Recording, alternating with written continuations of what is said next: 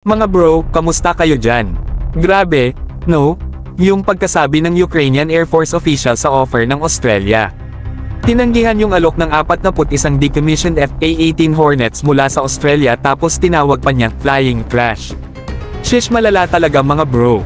Pero seryoso, nakakalungkot na hindi natuloy yung deal, lalo na at kailangan ng mga Ukrainian pilots ng aircraft para makipaglaban sa Russian aggression. Pero eto, isipin nyo paano kung mag-offer ang Australia ng FA-18 Hornets sa strategic ally tulad ng Pilipinas.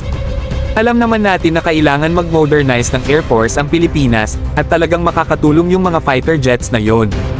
Tapos, magiging mas matibay pa ang ugnayan ng Australia at Pilipinas, at makakatulong pa sa regional security laban sa mga common threats. Lahat naman tayo, kailangan maghanap ng silver lining, di ba? Gawin nating positive yung negative situation. Sino ba naman alam, baka makapagdulot pa ito ng mas maraming opportunities para sa collaboration at cooperation ng Australia at Pilipinas sa hinaharap. Kaya mga bro, ituloy lang natin yung usapan at mag-isip ng mga solusyon sa mga komplikadong problema sa international relations at defense partnerships.